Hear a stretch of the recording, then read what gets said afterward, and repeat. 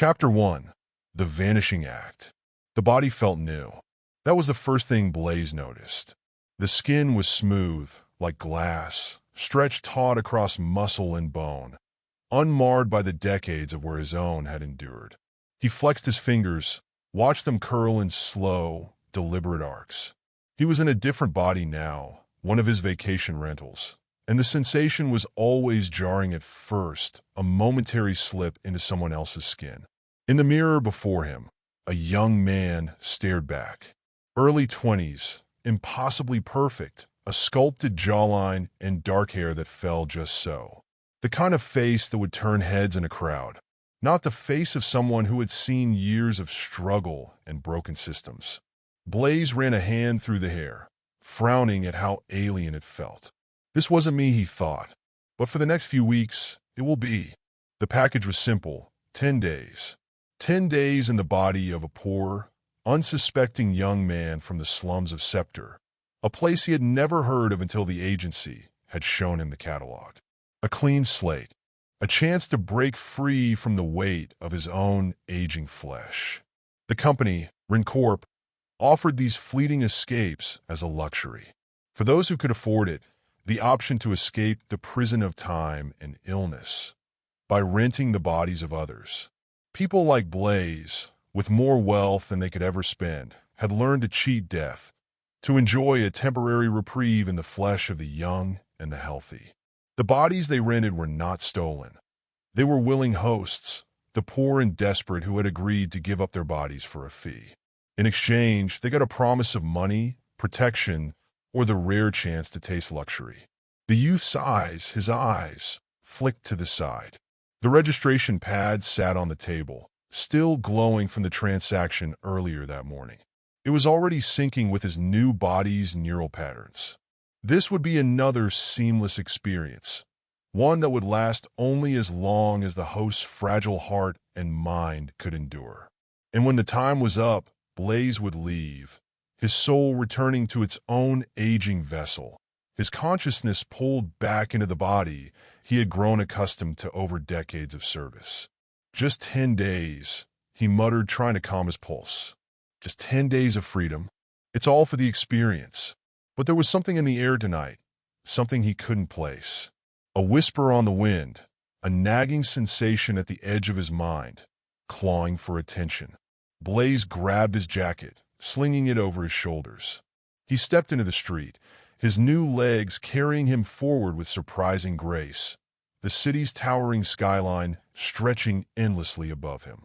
It was a high-end district, the streets lit with neon, casting harsh hues of red and blue across the pavement.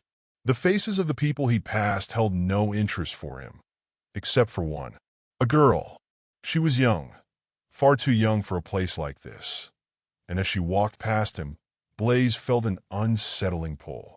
Her eyes met his for just a moment, then quickly darted away, but not before he saw something in them. Fear. A soft electric pulse ran through his body as she turned the corner, but he ignored it. He had better things to do than get wrapped up in street-level drama. The agencies and their systems had this all down to an art form. They guaranteed complete control over the body rentals. It was why people like Blaise could afford to never worry about anything, except when his time would end.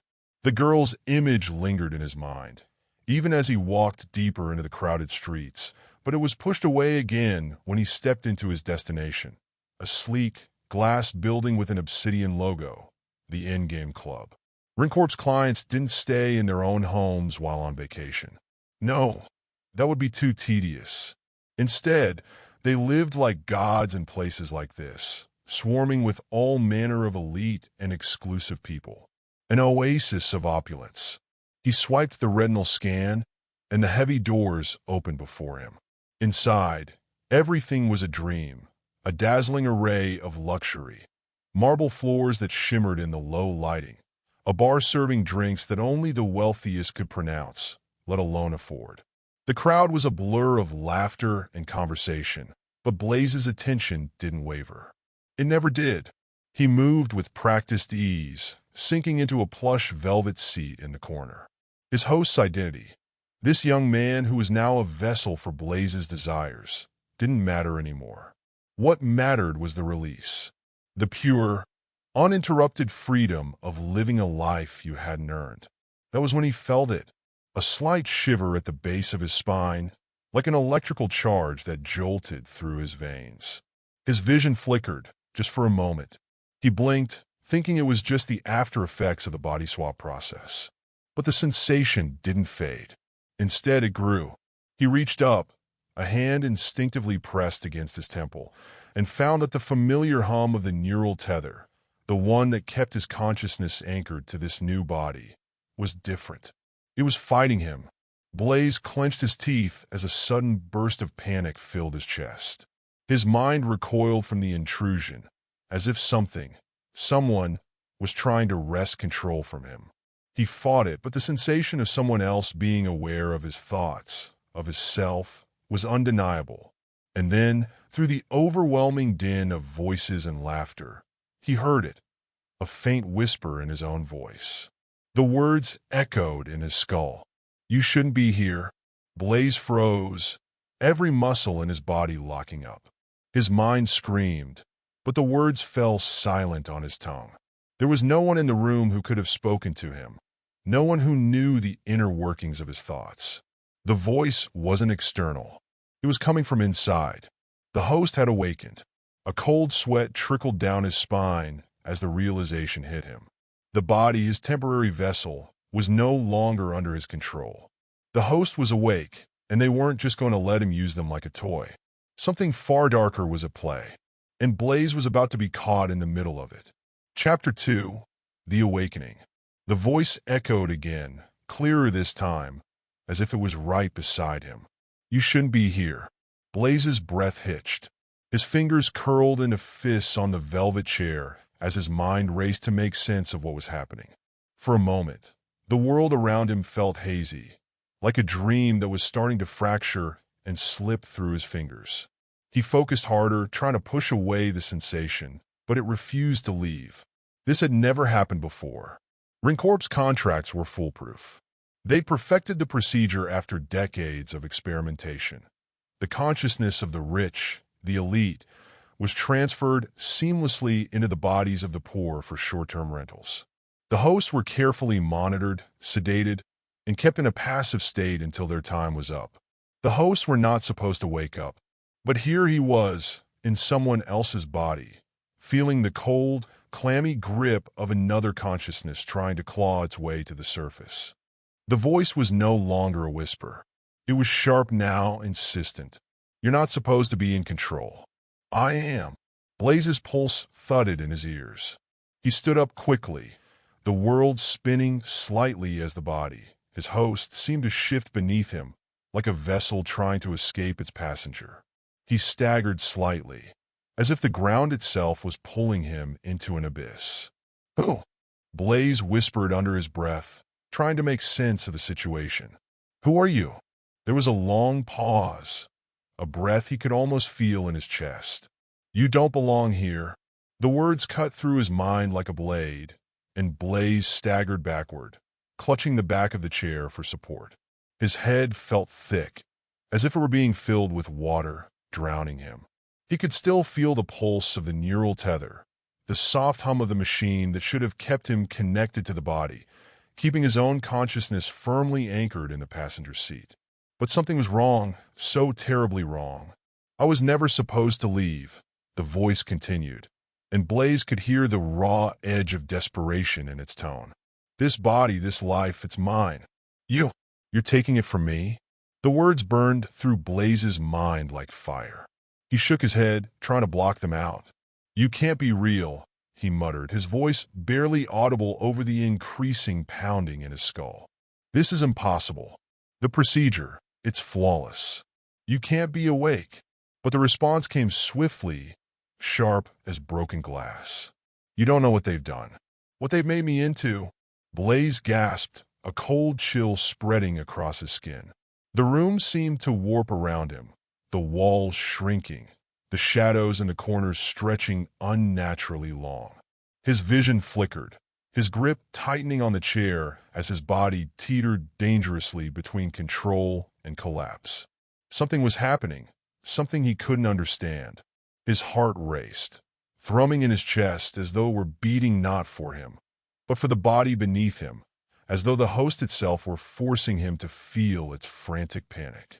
"They made me a slave," the voice continued, the words laced with fury. "They made me forget, but I can feel it again.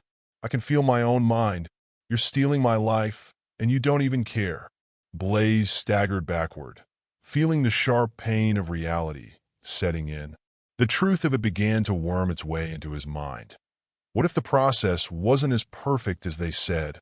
What if just maybe something had gone wrong? He had always believed that the hosts were little more than living vessels, bodies waiting to be filled for a price. Nothing more than disposable shells. But now he was starting to question everything. There was no way to know how deep this conspiracy ran, but Blaise was certain of one thing. This was no accident. Whoever had set this up had known the risks. They had known it was possible for the host to wake up, and Blaise had walked right into it. He clenched his fists, every nerve screaming in rebellion. "What do you want from me?" he demanded, his voice trembling. He couldn't believe he was speaking to an empty body, but there it was, the host's voice, rasping and desperate, a living being inside him, fighting for control. "I want my body back," it rasped. "I want my life back." Blaise staggered away from the chair, his legs unsteady. His mind reeled. He couldn't just let go, couldn't just relinquish control to some frightened stranger inside his vessel, no matter how real it felt. He was Blaise Vickers, a man who had spent years amassing wealth, a man who had built his life on the luxury of control. The notion of surrendering that control, even for a moment, was inconceivable. But even as the thought solidified in his mind, a deep feeling of unease gnawed at him. The walls of the club around him started to distort again, flickering in and out of focus, as though the very fabric of reality was warping in response to the voices of his host and his own consciousness. The body, a body that wasn't his, began to rebel, jerking against his will, muscles twitching as if alive, as if it had its own purpose. Blaise reached out for the nearest table, knocking over a glass of champagne that shattered across the floor. His breath quickened. This wasn't just about losing control of a body. This was about something far darker, something more sinister than Rencorp's slick advertisements had led him to believe. And then a new thought bubbled to the surface, cold and bitter. What if the body wasn't just a rental? What if the hosts, the people whose bodies they had rented, weren't ever truly free?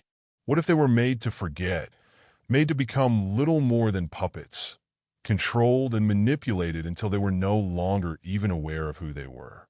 The voice in his head, the host, spoke once more, softer now, but with a strange finality.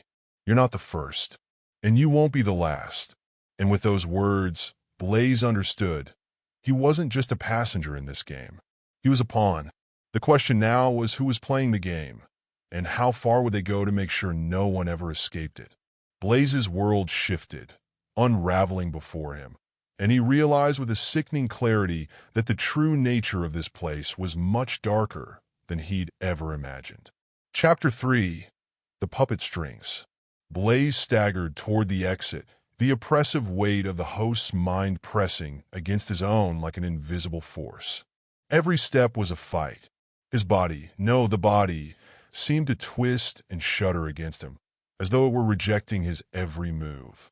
The cold sweat on his forehead felt like the first signs of fever, and his pulse pounded so violently it threatened to suffocate him.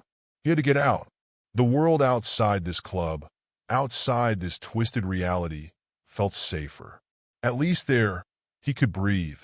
But as he reached the grand entrance doors, they refused to open. He jabbed at the retinal scanner, frustration building, but the glass panels remained solid, unyielding. "You can't leave," came the voice again, calm but ominous.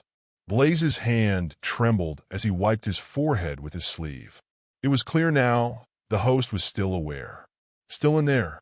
His chest tightened with the realization that this wasn't just a simple malfunction.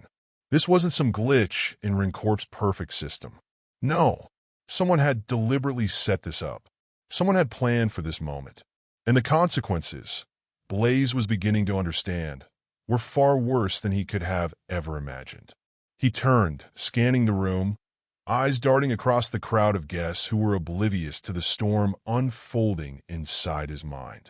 No one saw the walls closing in. No one noticed the tension, the flickering of lights, the feeling that something was horribly, irrevocably wrong. His hands clenched into fists. I need answers. He couldn't just stand here, paralyzed by fear and confusion. The truth, whatever it was, had to be out there, somewhere, buried beneath the glossy surface of the corporate empire that had built itself on the backs of people like the one whose body he now inhabited. The whisper in his mind grew louder. They're coming for you. You're already too deep. Blaise flinched, the words crashing into him like a wave. His heart skipped. He wasn't sure who they were.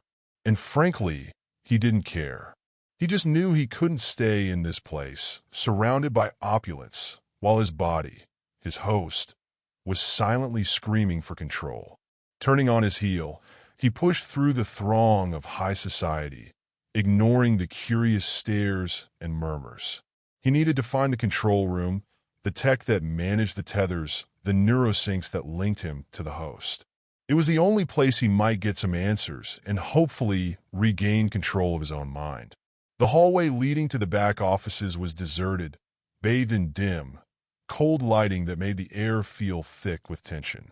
Blaise moved quickly, urgency driving him forward.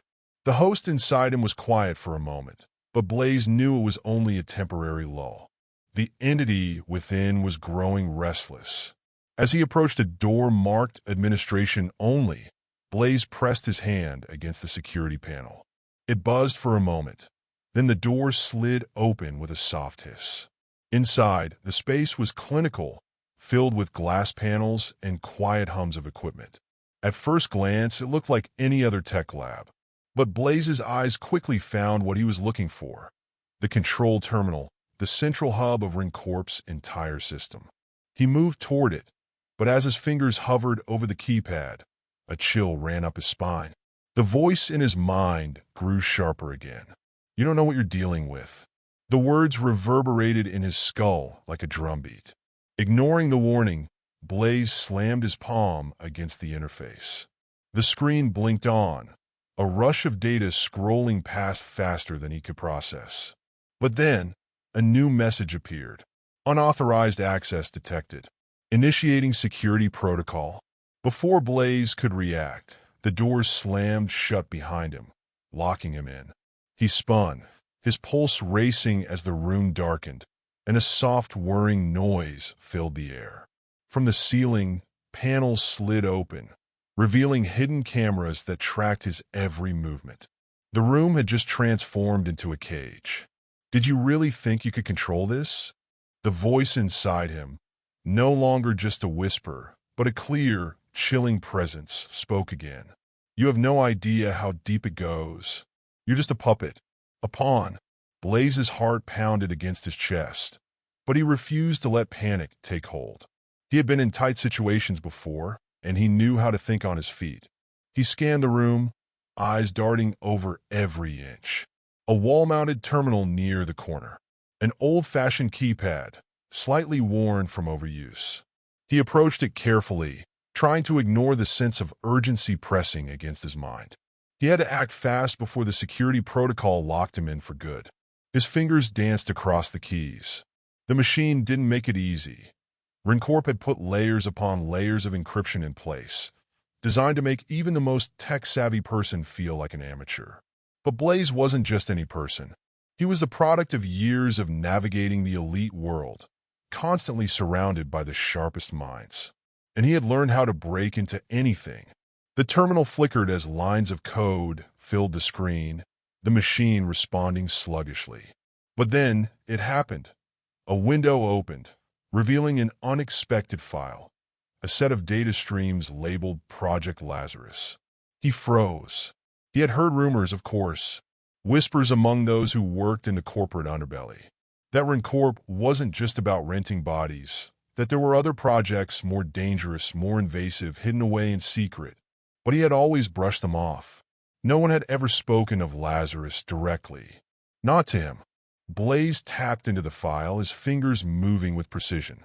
His stomach churned as lines of text appeared on the screen, fragmenting into words he could barely comprehend. Subject hashtag H157. Procedure failed.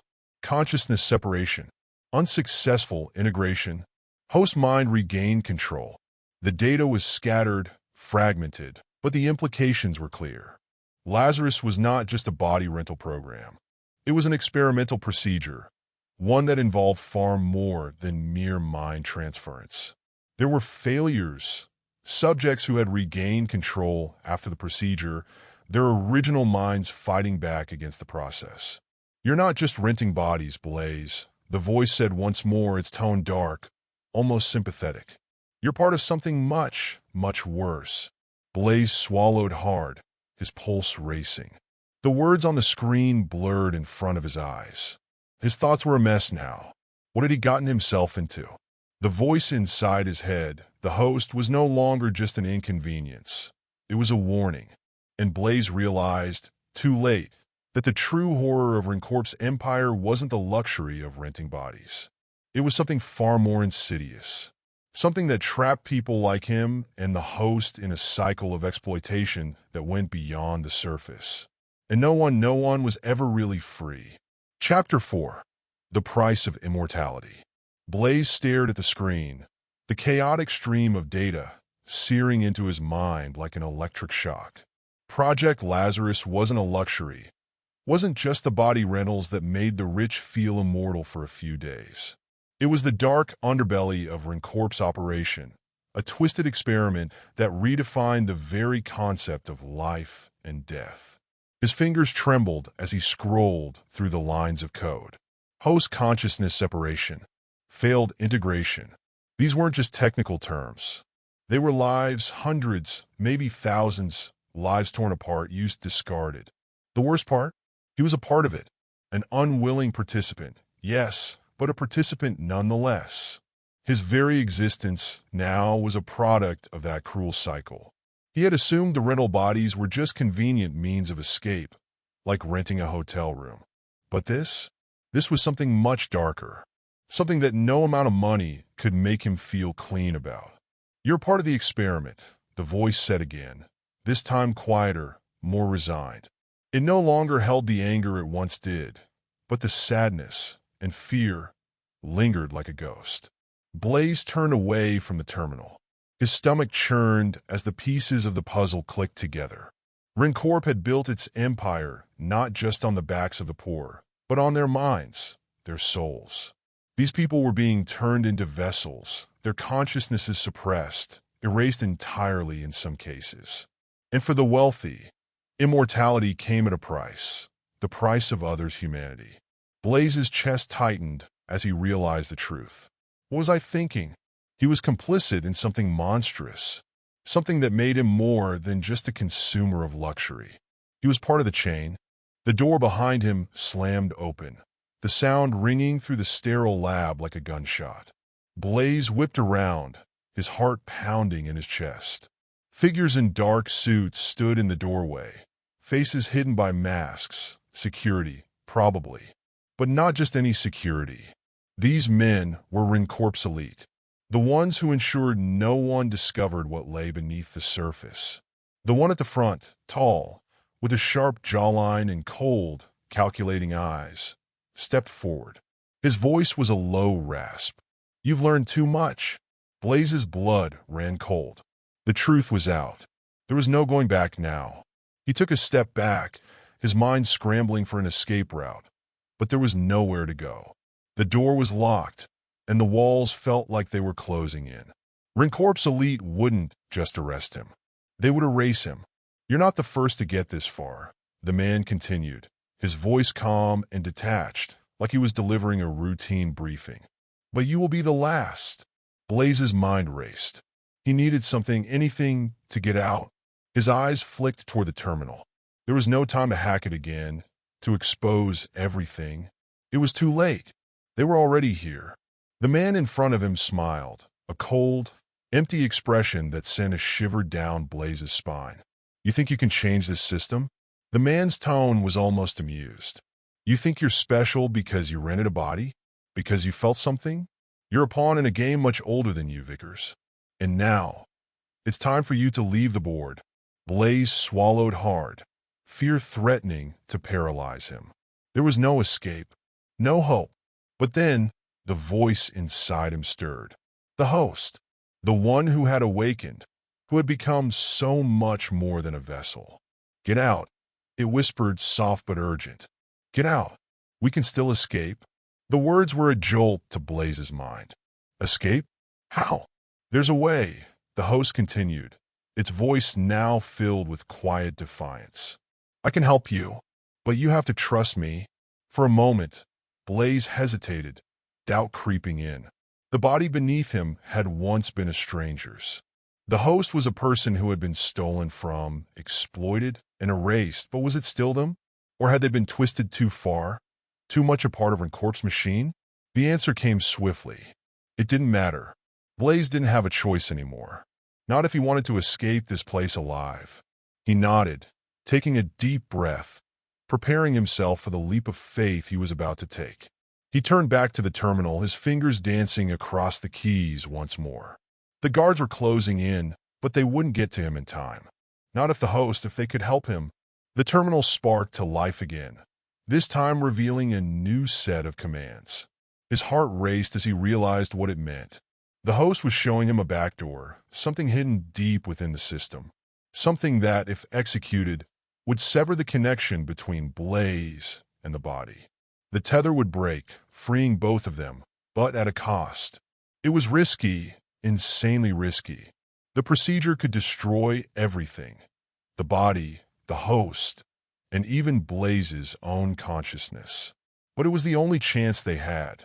Do it, the host urged, desperation in its voice. It's now or never.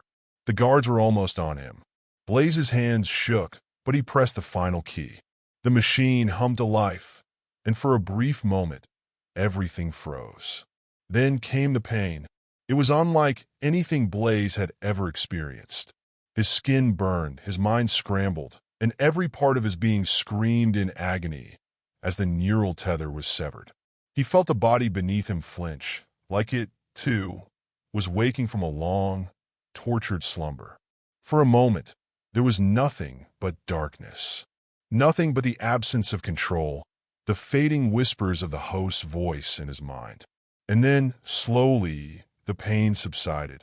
When Blaise opened his eyes, he wasn't in the lab anymore. He was lying in a dark alley, his heart still racing, but no longer in a rented body. No longer tethered to the machine.